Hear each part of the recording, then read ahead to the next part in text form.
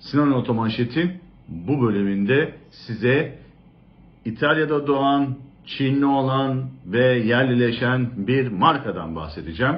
Son dönemde okudunuz, videolarını gördünüz, haberlerini gördünüz ama ben size biraz daha işin daha farklı boyutunu anlatacağım bir yayın olacak. Şöyle ufak bir ayarlama yapalım. Değişik bir tarafından bahsedeceğim. Nedir bu değişik tarafı? Bu markayı kim getiriyor, kim götürüyor, Türkiye ayağını kim organize ediyor, neler oluyor, neler bitiyor? Bunların hepsini ve daha fazlasını yayınımda bulacaksınız efendim. Gelelim İtalya'da doğan, Alman teknolojisiyle gelişen ve Çinli olan, Türkçesi SWM, bazılarına göre SWM, yani Türkiye'mizin yeni yerlisi, hayırlı uğurlu olsun bir Çin markası efendim.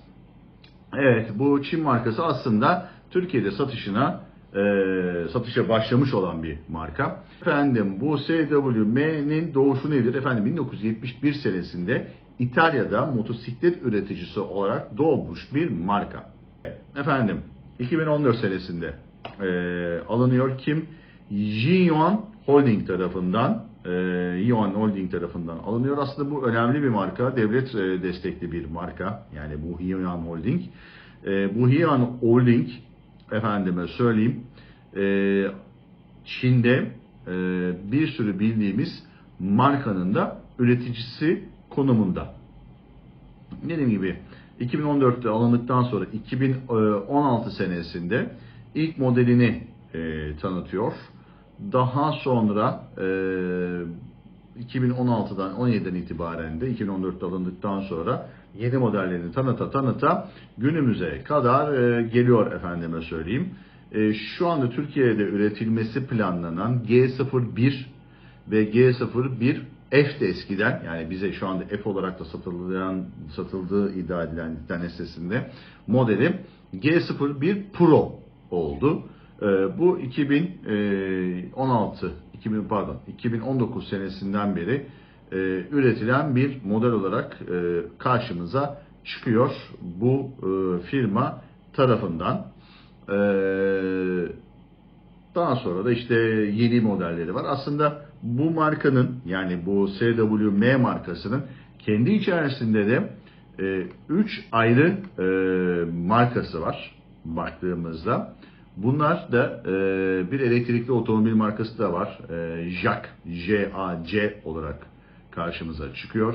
İlerleyen dönemde bunun da üretimi Türkiye'de olacağı söyleniyor. Yani JAC markası da Türkiye'de bu SWM'in elektrikli otomobil markası olarak karşımıza çıkacak. Hatta tanıtımda da, yani videolarda izleyeceksiniz, bu G01 modeliyle beraber o küçük bir beyaz arabada lansmanda tanıtıldı, gösterildi. İlerleyen dönemde Türkiye'de üretileceği söyleniyor efendim.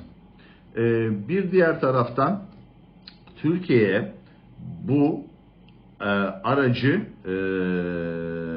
kim getiriyor, kim pazarlıyor? Efendim Atmo Grup.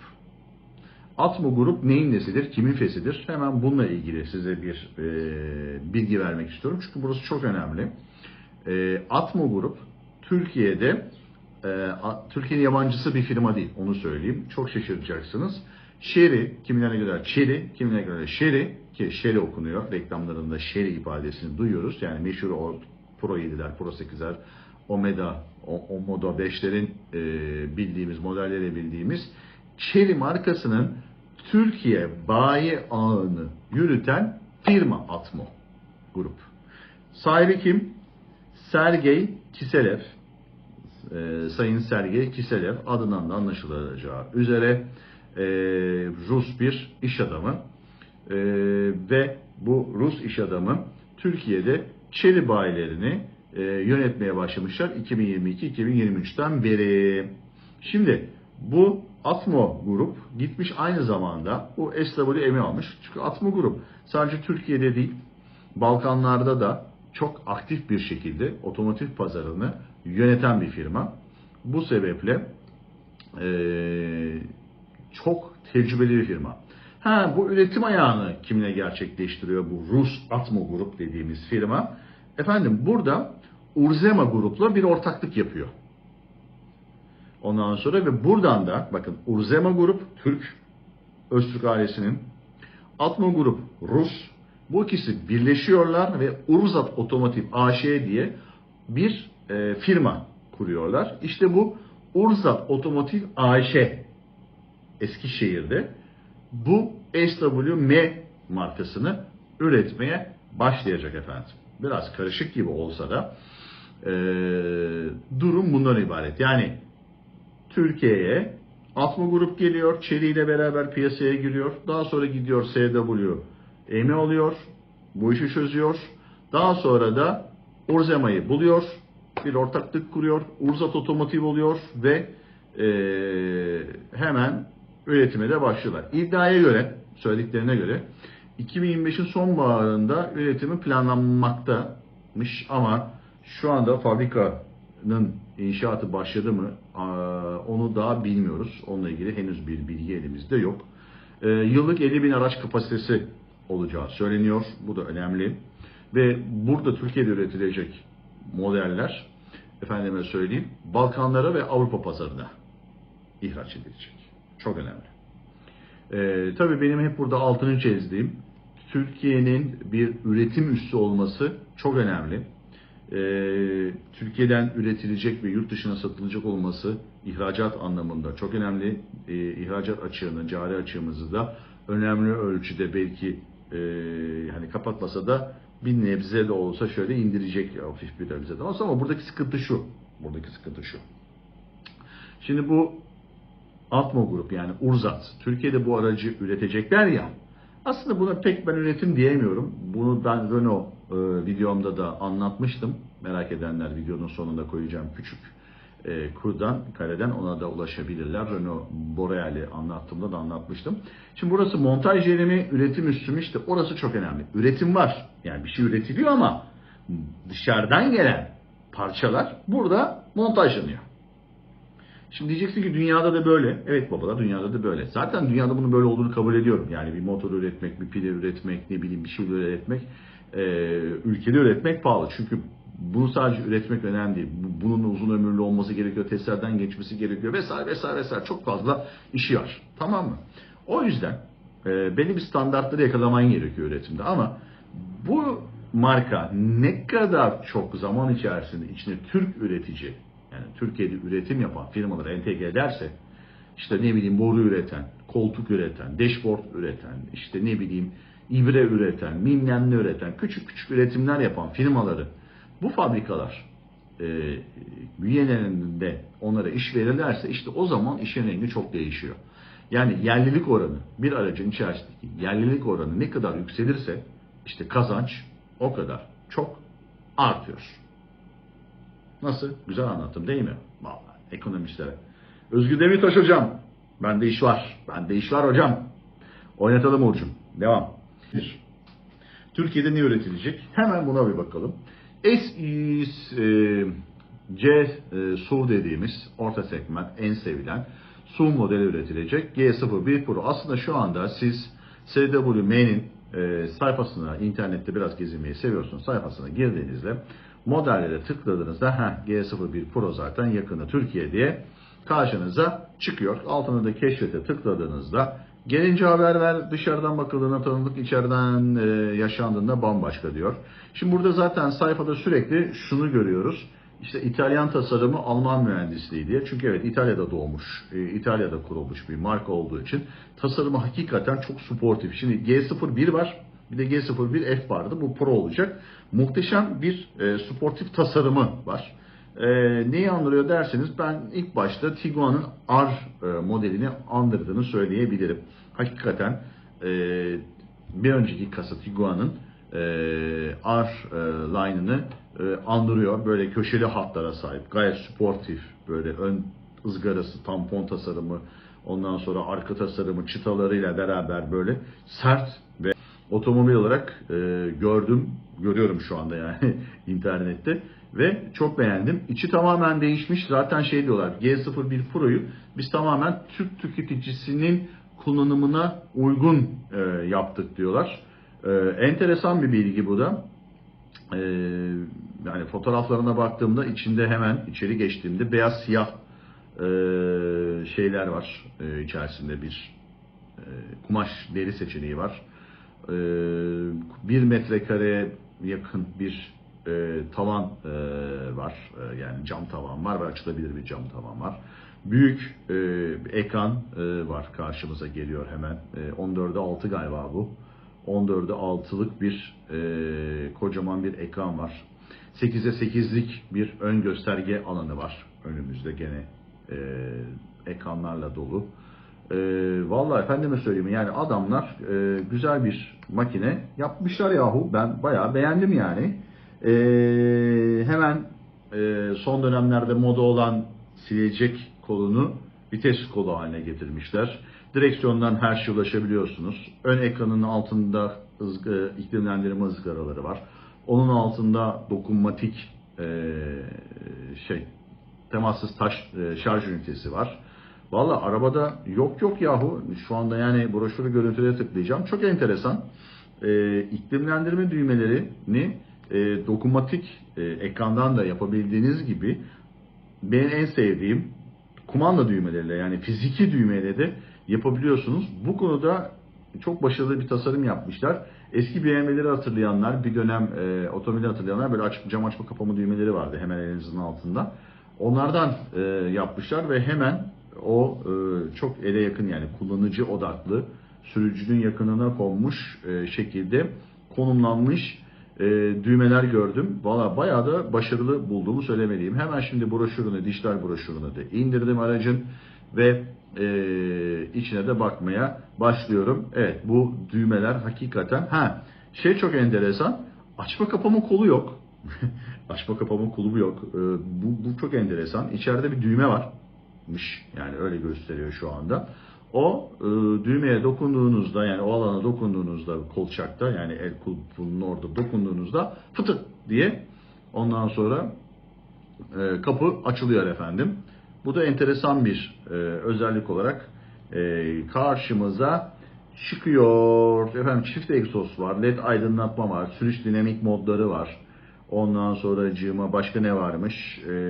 64 renkli ambiyans var. Start tuşu var. Start stop tuşu artık olmayan araç mı kaldı ya? Yani neredeyse. Şık ve trend akıllı kapı açma sistemi. 360 derece görüş hakimiyeti var. İşte arkada kolçak var. Ön koltuk yatabiliyor. Arka koltuk yattığında 0'a 0 bir alan yakalayabiliyorsunuz. Efendime söyleyeyim ve gelelim asıl en önemli konumuza. Bu model 1.5 litre hacmine sahip benzinli bir motorla gelecek. 4 silindirli turbo bir motor, 180 beygir gücü var. Hemen şöyle ufaktan gözümü takayım ve size doğru bilgileri vermeye devam edeyim.